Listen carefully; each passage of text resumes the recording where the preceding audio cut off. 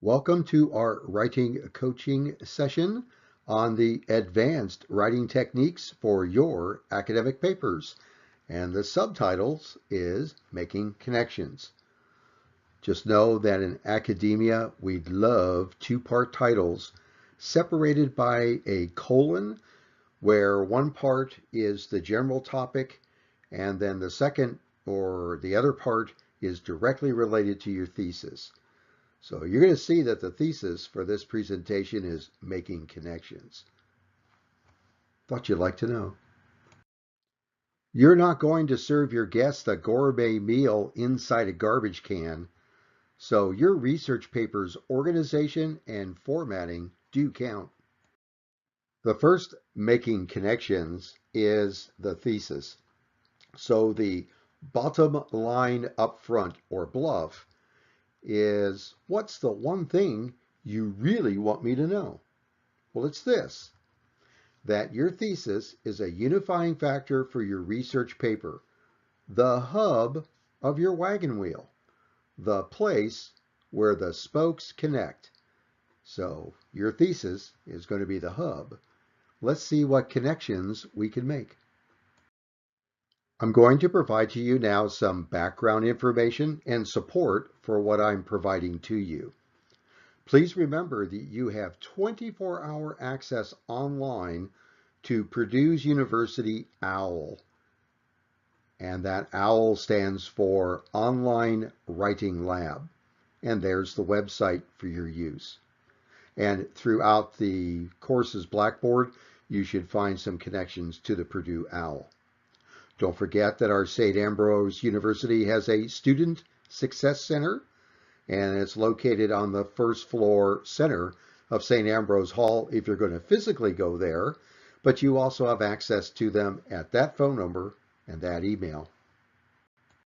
My primary resource that I use all the time is Hargis Harbrace's handbook, as shown on the screen.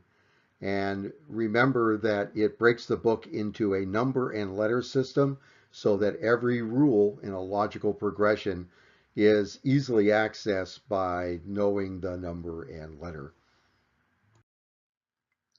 Well, let's practice our research with our numbers and letters from Harbrace. The first formatting or style depends upon the academic discipline. And we're going to introduce you now to the American Psychological Association, or APA. APA formatting is used for the social sciences, business management, and education.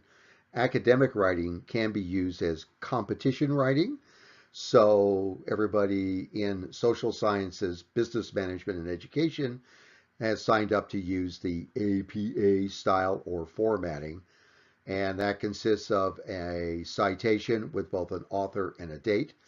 Page numbers, single page has a P period and the number, and if it's multiple pages, it'll be PP period and the pages. The citations are tied to references. If you want to know more about this academic style, especially for competition writing, there it is, apastyle.org. A co-equal or parallel style to APA is the Modern Language Association, or MLA, which is used for the liberal arts, literature, languages, linguistics, history, and philosophy. Their citations use authors and just numbers, and it's linked to works cited.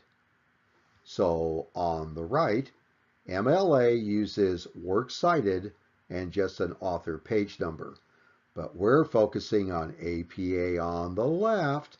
So we're going to be having citations that use an author date system. And if it's got page numbers, single P for page, two Ps for multiple pages, and those citations are tied to references. Got it?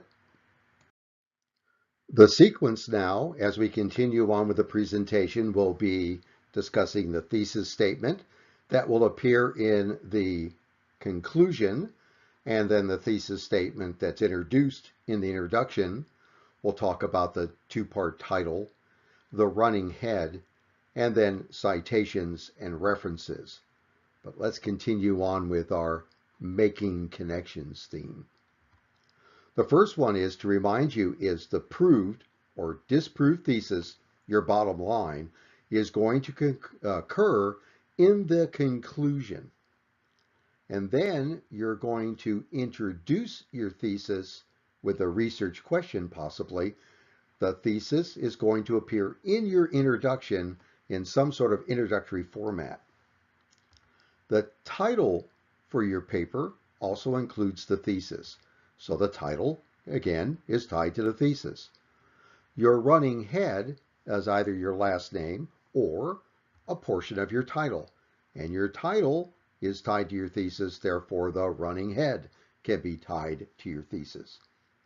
Now, our citations are internally connected. The citation and references connect using the author's last name. But the citation reference system is providing the literature search and evidence for your argument, so it is also tied to your thesis. So why would you have a citation or reference unless it was helping you prove your argument and proving or disproving the thesis? Well, I'm sensing a making connections theme here. So the thesis is the hub of your wagon wheel, and there's the spokes. Another bit of coaching I'd like to provide to you now is that academic writing is a laser beam and not a searchlight. Limit the scope of your research paper. Just among us seasoned academicians, amateurs pick huge topics, all management, all education, all modern American history. Too big, too big, too big. Constantly narrow your scope to make it manageable. So we have here is, well, we're taking a management course, but we're going to narrow that down to human resource management. Let's keep narrowing. We can narrow it further to the interrelated functions, but there's a whole bunch of them.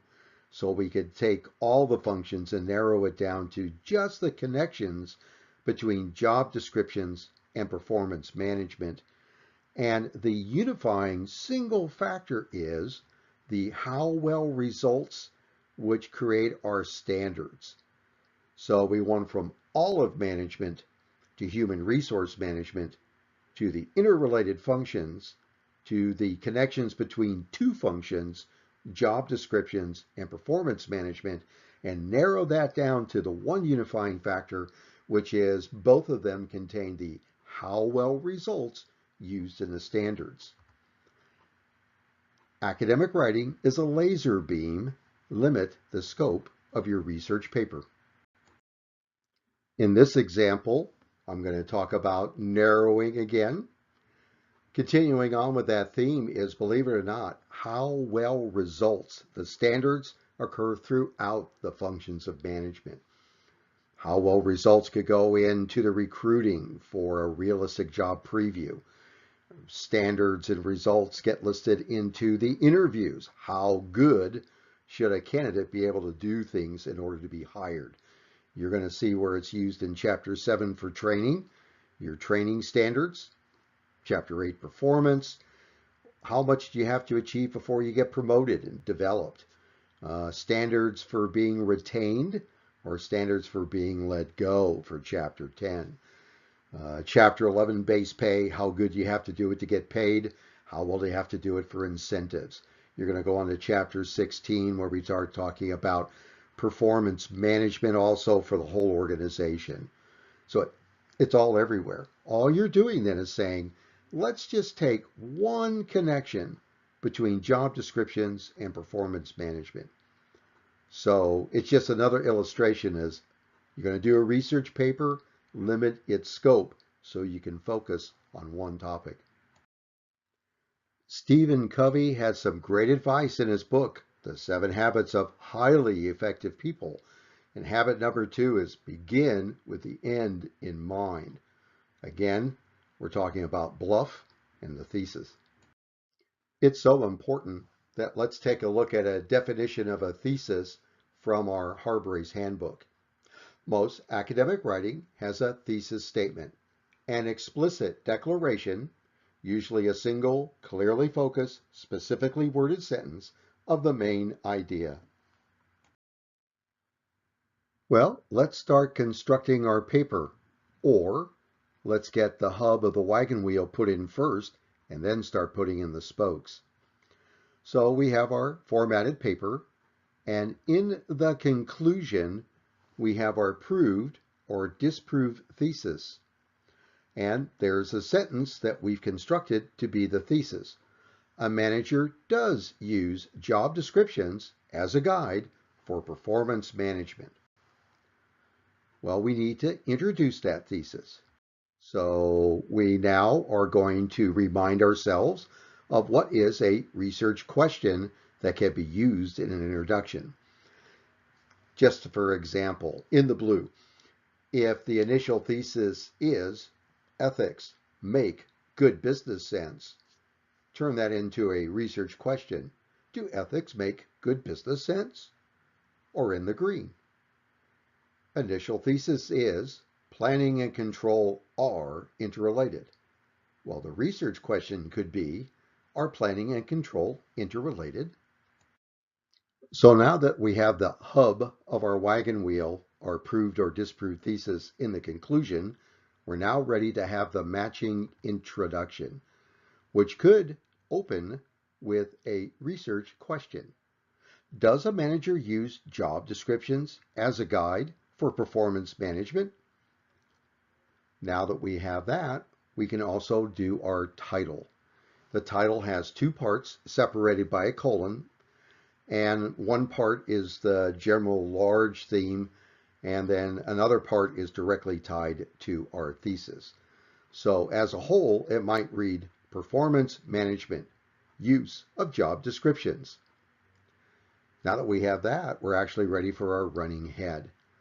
Our running head is a portion of our title, and we can list it as Performance Management and Job Descriptions, and then you can have the page number.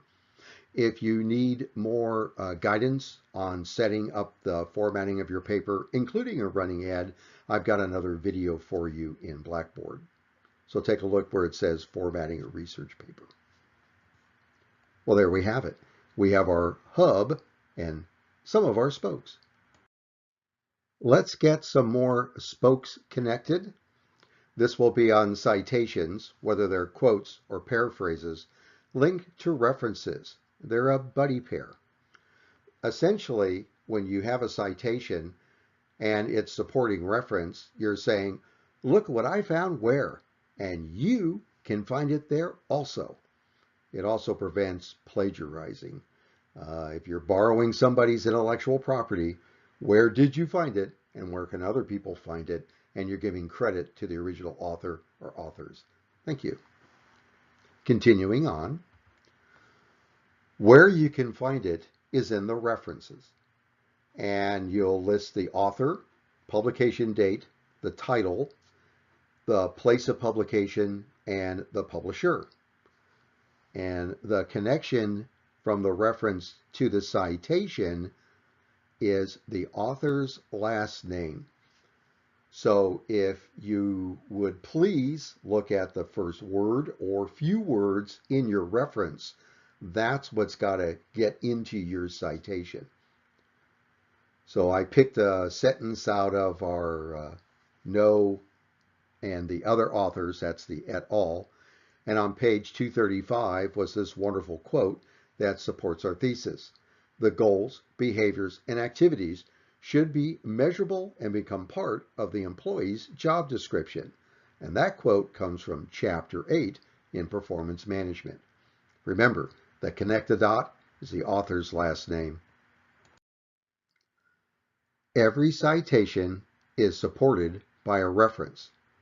There is not a reference without a citation to be supported. It's a buddy pair.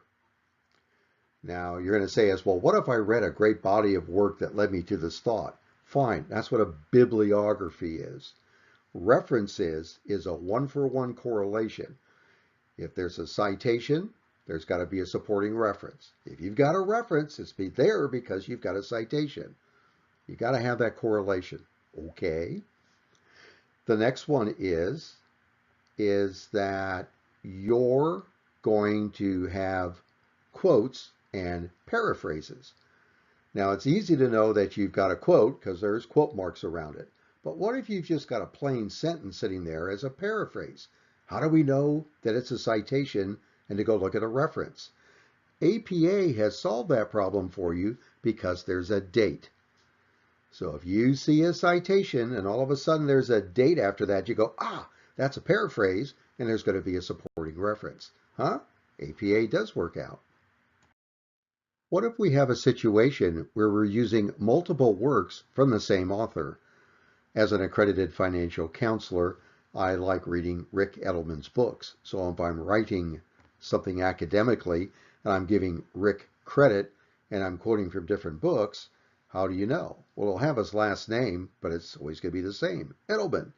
But again, APA comes to our rescue is we have different publication dates.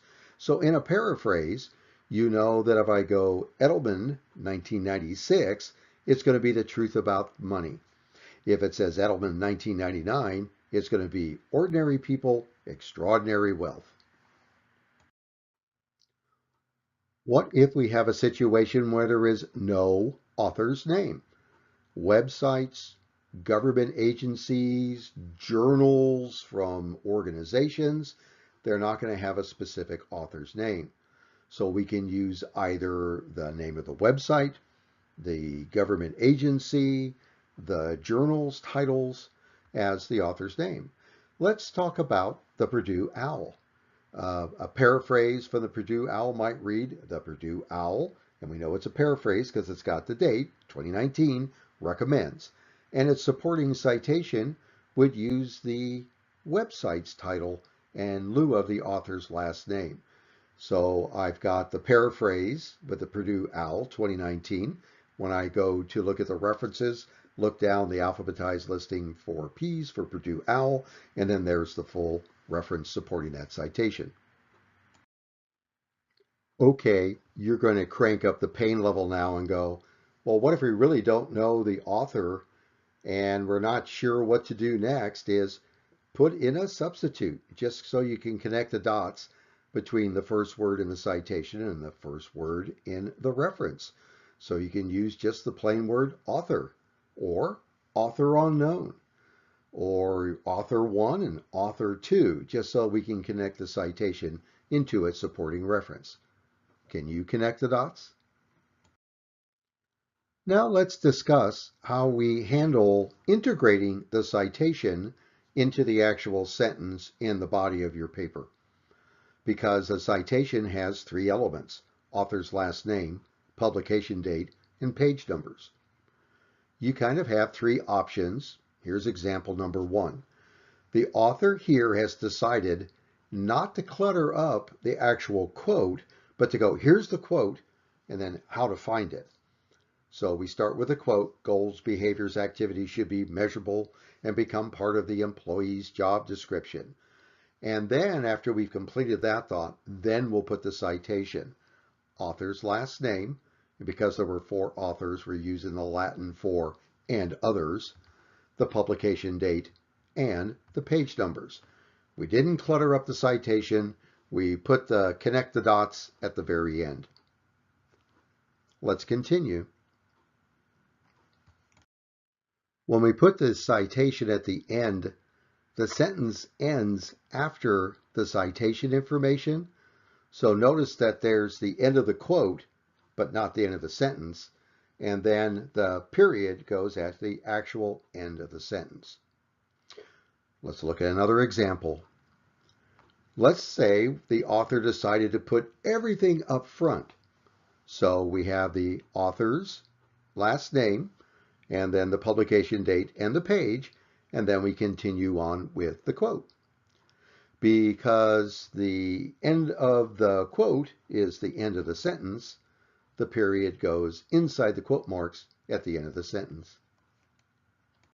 In this example, the author decided to use the author's last name to say who said the quote, but then the rest of the citation information goes at the end.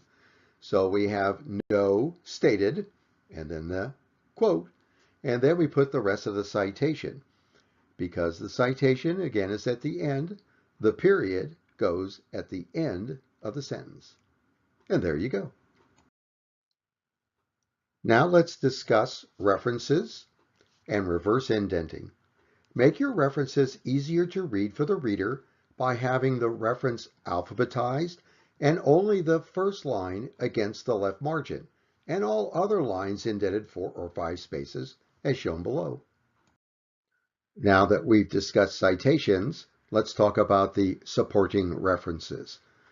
The reference list is reverse indented, meaning second and third or fourth lines are pushed away from the left margin so that when the reader looks down the reference list, the author's last name stands out, and it makes it easier to find which reference goes with which citation. One method to make reverse indenting is by using the tab key against the second line of any of your references that are more than one line. So you have to go find them reference by reference, and it will do the reverse indenting for you. This technique is on highlighting and moving all of the necessary lines all at once. Now I'm using Microsoft Word, but other word processing software should work similar to this. You're going to find your View tab and make sure that your ruler is turned on so you can see where the margins are set at the top. We're going to take our reference list and we're going to highlight it so that we've got the key lines that we're going to move designated. And then we have an upper box with a down arrow. And then I've highlighted the upper arrow box for the second and subsequent lines. And then the box that's at the bottom moves both at the same time. But we're going to put our cursor on the up arrow. And if we move that, that will automatically take the second and third and fourth lines and indent them in the amount of spaces we've set by moving that up arrow. Pretty good, huh? Reverse indenting of references. Let's continue on now to refine our reference list. We've talked about doing the reverse indent, and we've also talked about alphabetizing the reference list so we can look down the list and connect the dots. The citation is now easy to find in the reference list because it's alphabetized. Note that we do something unique for the capitalization of titles and references. The first word is capitalized and then only proper nouns. So if you take a look, here's what it would look like for the 7 Habits of Highly Effective People or the Fundamentals of Human Resource Management. Only the first word is capitalized in references. Harbrace is capitalized because it's a proper title. It's a publisher. Notice that at the end of a regular reference, there's a period, unless it's a website. And then if you take a look at the websites, there is no period because it's not part of the URL, the web address. And there's our reference list. Alphabetized, reverse indented, italics of proper titles of separate works, proper capitalization, and periods where we need them or don't need them. Here comes the grand summary. We start with the hub of our wagon wheel, and then all the spokes connect. And the hub is the proved or disproved thesis statement in the conclusion. We then connect the introductory thesis, and we could possibly use a research question. And then the thesis drives or informs our 2-part title and our running head. The body of the paper contains our citations, which are tied to our thesis because we are doing our paraphrases and our quotes as evidence from literature search to help prove or disprove the thesis. And since the citations are tied to the thesis, our references are tied to the thesis. We make sure that the first word or words in the citation are also what we use in the reference, so it's easy to connect the dots. And there is the hub of our wagon wheel and its connecting spokes. Congratulations. It's a paper. Now let me give you some insights on how I read and grade research papers. Let's discuss a quality control double check. This is what I do, and you can do it also. Here we go. First thing we do is we go look at the conclusion of the paper and read for the thesis statement. You hope you find one. Probably is going to be one in there, but there's the thesis. This is what they should be proving or disproving. Then I run up to the introduction and see how the thesis was introduced. Was it done paralleling with a statement? Was it done as a research question? Or is it missing? But let's focus on the positive. You get a tightly correlated research question that introduces the thesis. Then you can look at the title and see if one part of the title is directly related to the thesis, as is the running head. You then go to the references, and using the word processing function of search, you start putting in authors' last names and seeing if what you're finding throughout the paper, authors' last names that are in the citation. So you can start establishing a correlation between what's in the references and what's in the citations through search. If all that looks really, really good, then you go to the beginning of the paper and read it from beginning to end as an integrated whole. So are you getting an integrated whole, unified paper through its proved or disproved thesis? Or are you getting a whole pail of garbage? Focus on the positive though. There is your execution checklist. When you get done with a paper, can you run through the same checks that I'm going to run through? One professional to another. There you go. So my bottom line up front was, what's the one thing you want me to know? That your thesis is a unifying factor of your research paper, the hub of your wagon wheel, the place where your spokes connect. Oh, look, there's my alphabetized, reverse indented reference list, and they connect to each of the citations I used in my presentation. Thank you very much for your kind attention, and I'll be looking for your research paper to parallel how I've organized mine. Bye for now.